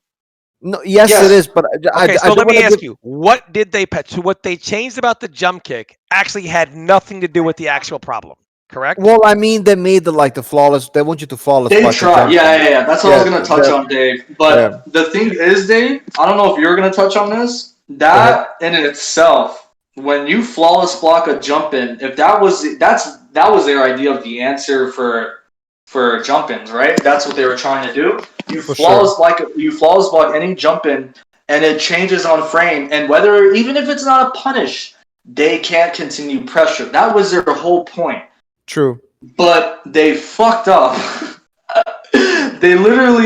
There's still multiple characters in the game. I haven't labbed every single jump-in, but I can name a good example of two. Lao and Noob.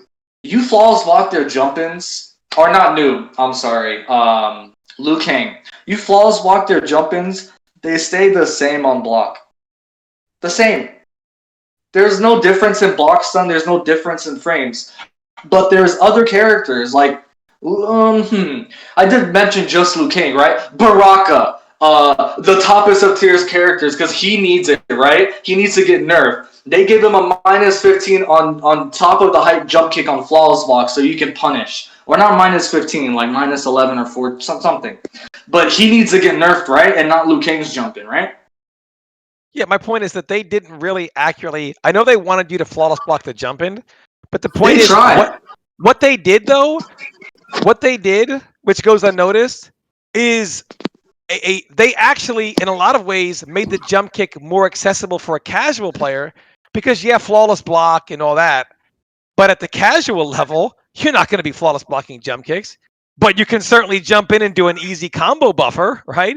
I feel like, again, while they did something for the pro player, they still had to put something in there to keep the casual player in mind, which has devastating consequences because it can help the lesser player against the top player. Because Tom, listen, Han Rashid, this is literally Tom and me probably being the most civilized we have been in the past 10 to 15 podcasts.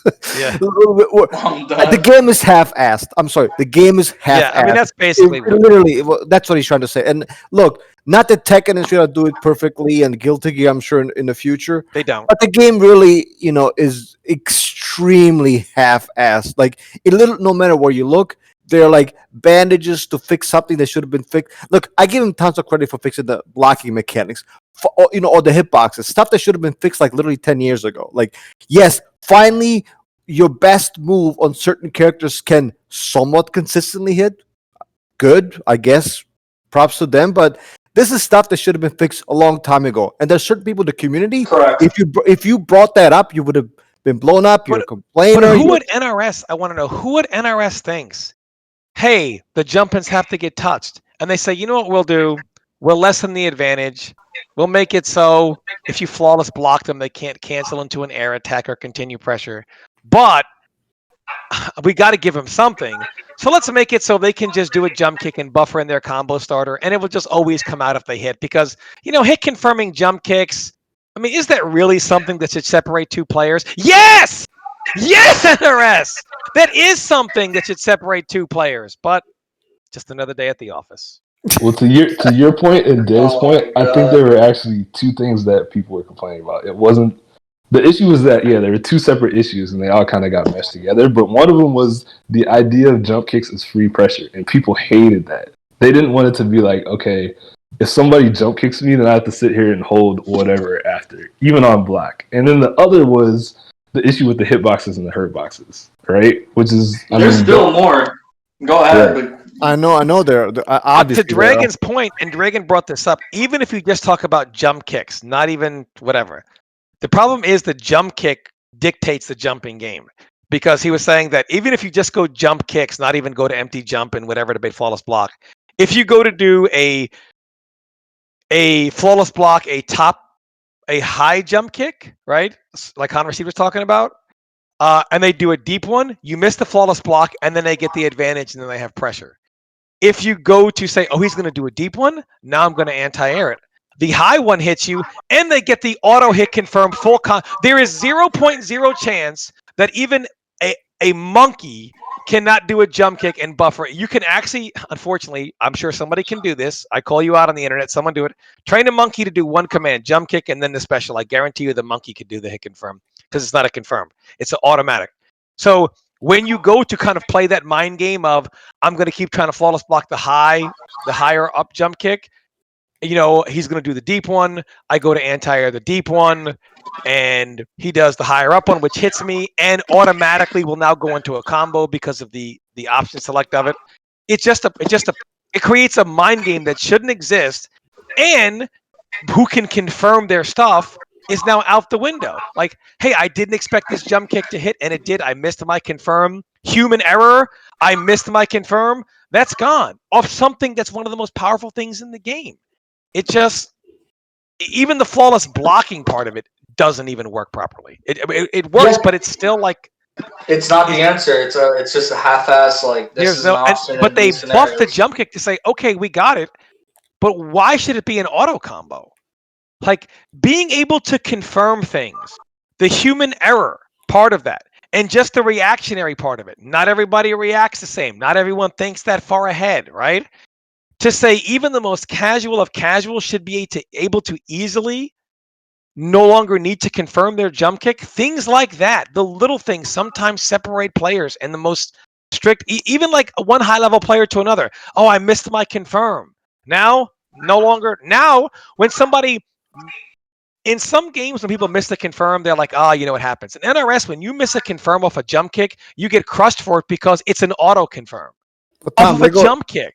And that didn't come in the game. They added it and said, hey, man, we took care of that issue for you guys. Don't worry about it. Tom, that goes back to what Han Rashid literally said an hour and a half ago. It's the fact that I think they're trying to please the casual gamers as much as the competitive gamers, and they eventually run into some issues. I think that's at least from my interpretation. Yeah, I mean, if they did whatever to the jump kicks without adding the auto combo, I would be like, okay, I got it. They're trying to do a little something. Why? The most powerful change to the jump kick was the one that favors the casual audience. Why? Well, I mean, again, we could talk about this for another half. And I do want to wrap it up. We're almost 2 hours wrap in. it up, Ed. Han Rashid, I'm going to give you the last word. Anything you want to mention? Anything you know as before we exit? Anything you want to talk about? Wrap it up. Oh yeah, It's your last. You have the last statement, sir. Go right ahead. sure. MK11's just in general, like how I forgot who brought up the term, but half-assed is a great way to put it. It's just a half-assed game. The breakaway, the answer that they put into it, half-assed. The answer to jump kicks are an anti-airing, half-assed. Every patch and every character and everyone in the community complaining about why these characters are overpowered and why these other characters on the lower end side don't get as much love and can't play MK11 as a complete character, half-assed every patch. That's just how MK11's been going, really, for even the competitors. They realize what the game is, and if we're gonna play it at the level we are, it's something that we have to accept, which sucks because the game's not complete. The game has a lot of issues that are, in my opinion, easy to fix, but they chose a different route, so that fucking sucks. I want to give shout outs to my team, Team Gematrix. They've been supporting me for a year and a half now. Love them to death. They've always been there and they got my back for anything. I want to shout out the SoCal scene, everyone there. There's been a new clan that's been making some noise, STG. I support those boys that are doing that. They're SoCal, is where they originated from, and they've just been building their roster. So shout outs to STG clan. And yeah, boys, thank you for having me on. I appreciate Tom for contacting me and getting me in touch with all of you beautiful people and beautiful minds about fighting games in general. I'm glad we're on the same page. Oh, thanks for coming out. And I want to give a shout out to Rio, who has a civilized podcast, so he has no idea what to name this title because normally the titles are is the game dying? Who's killing the game? Well, actually, Tom, I'm gonna give you the carpet. What should the title be for this video? Oh, I have an easy one. Han Rashid joins the show. He's or conversation with Han Rashid. Well, I was just gonna say, like, in quotations, half-assed ? Oh, he real. Oh my God! There you go. You is did it. MK11 half? That's a really good. That's a really good title, actually. Here it comes. Is MK11 That's half? a juicy one. Han Rashid joins That's the a spicy podcast one. right after the quotation. Some shit like that. Is MK11 half-assed? He did it again. Well, let me wrap it up. I want to thank my co-hosts, Crimson. Rio, Tom, Brady, and I especially want to thank our special guest, Han Rashid. Definitely one of the best players in the NRS scene right now. Thank you so much for joining us, my friend. I appreciate you, Dave. Thank you for saying those kind words. And thank you for having me, guys. Guys, please um, follow Han Rashid on Twitter. Subscribe to him on Twitch. Thank you so much for listening. Guys, let us know what you think about this conversation. We will most definitely read the comments. And we will see you on the next episode of the podcast. Thank you so much.